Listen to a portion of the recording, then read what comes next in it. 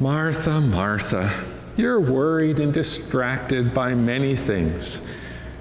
There is need of only one thing.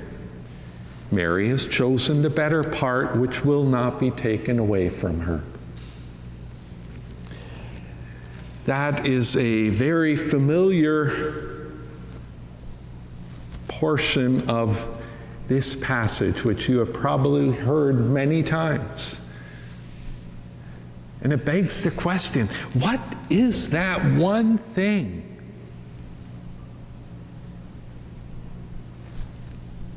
Where do you come down on the story of Mary and Martha?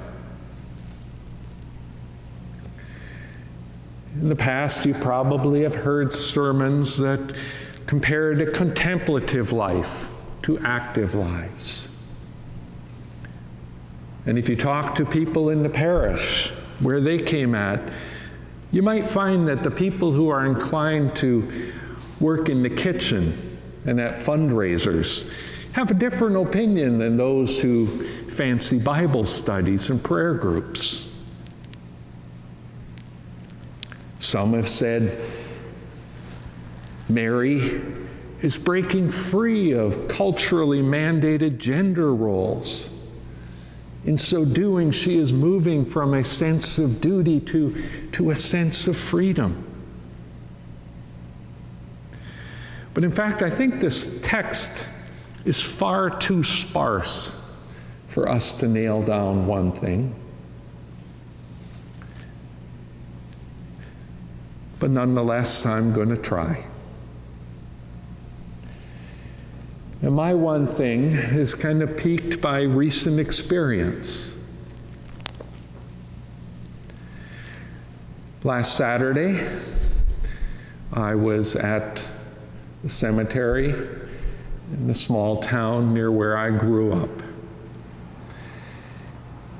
My 5 siblings and their children and spouses and their grandchildren were gathered to lay my father's remains to rest.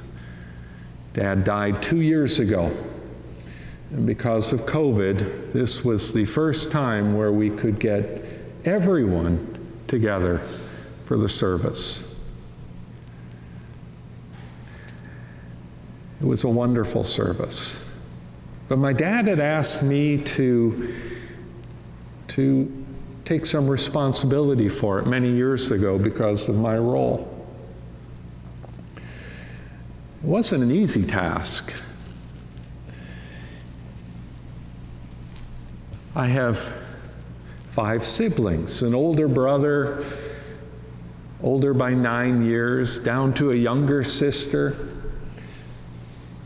11 years younger than myself. There was 20 years spread between the youngest and oldest. And so there's a big spread between the grandchildren and the great-grandchildren and our ages.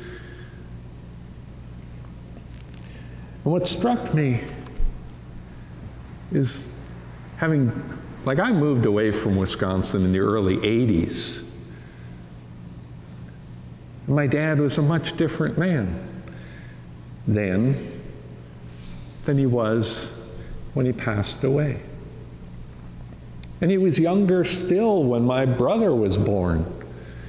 And I thought, I'm standing in the midst of these nearly 40 people, and they all had a different relationship with my father, each and every one. But I looked for that one thing in all of those relationships. And my wife helped me see it. She commented that since she's known my father from 1984 on,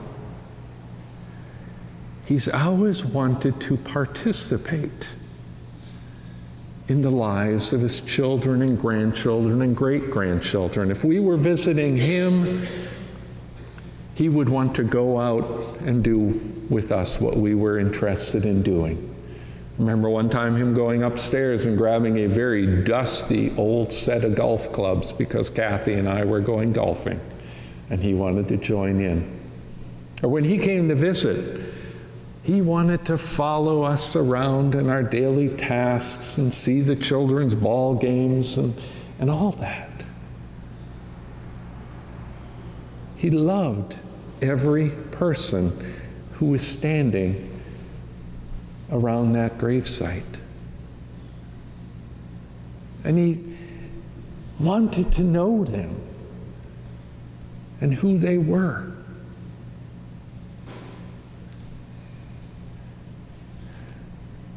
Now you and I know family dynamics can be challenging. And with 6 siblings, you can imagine there were some challenging moments.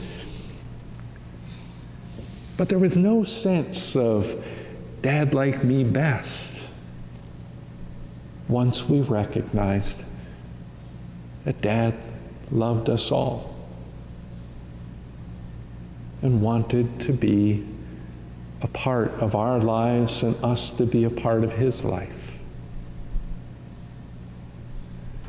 And I wonder if that isn't perhaps a kernel of the one thing that Jesus was talking about. That Martha, getting all busy and flustered with trying to serve the food,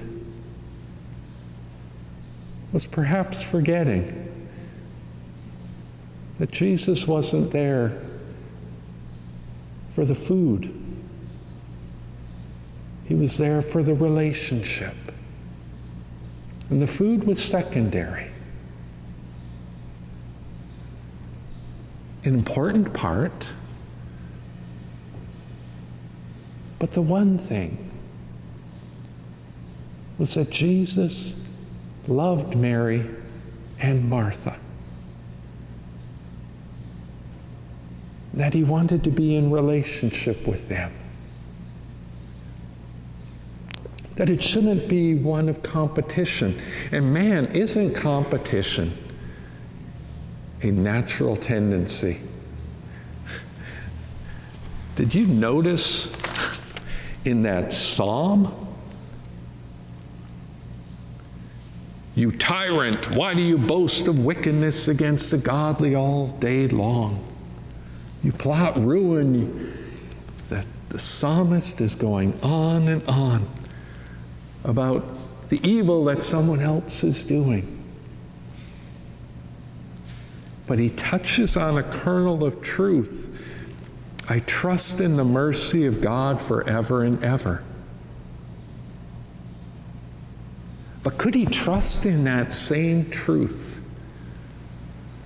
that love and mercy of God for that tyrant?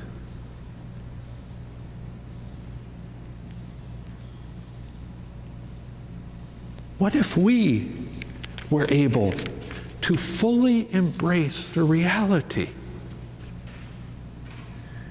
that whatever we do,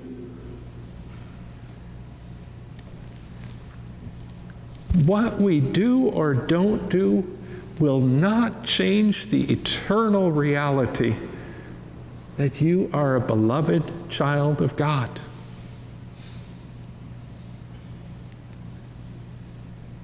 No matter how hard you work or how little you do, that reality is eternal and total. The infinite and unconditional love of God encompasses you completely. But not just you. Each and every person in this congregation, whether they drive you crazy or you love them to bits, are loved to bits by God.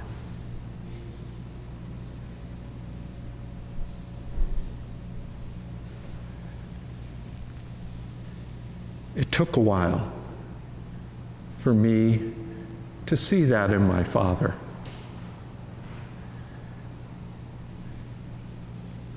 When we were kids, we looked to him for care and support, and that was his main role in life, as he understood it, to provide for his family. And he worked hard to do so.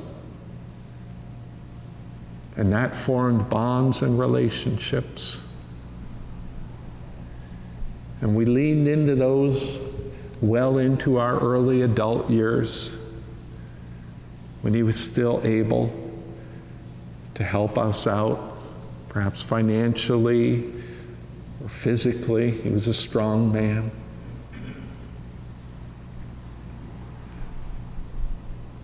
But then as we grew older, and he grew older, and there was less that he could do for us, it really didn't matter, because he could still and did still love us and care about us and our well-being. I think that's a part of the Christian journey, that journey of faith,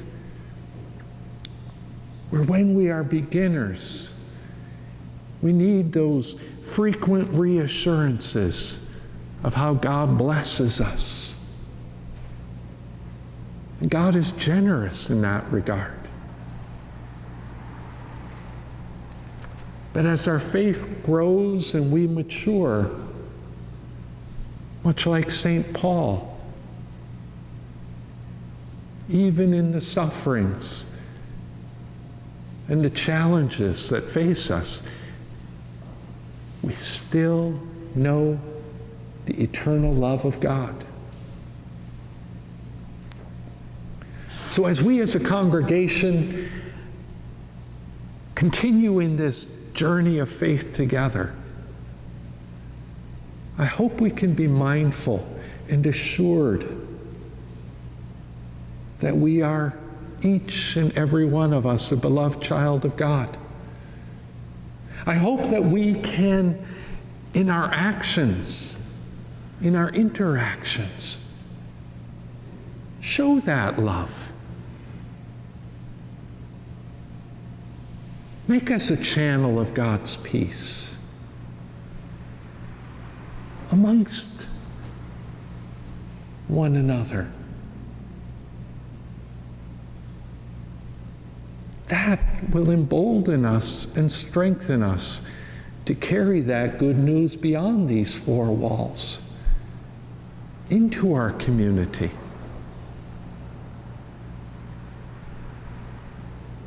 We had a grand time. After the graveside, we went back to the farm where we grew up.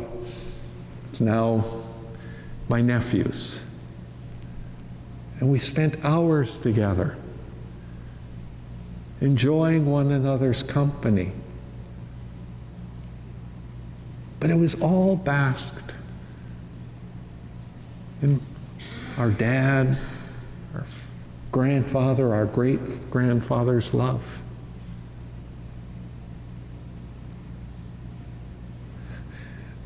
A parish the size of St. Barnabas is referred to as a family-sized parish. We're small in number, but we know each other and can be known by each other. But let it all happen under that umbrella of God's eternal love. He's made us each and every one unique and a blessed child of God. For this, let us be ever grateful and dedicated to God's family. In the name of the Father, and of the Son, and of the Holy Ghost.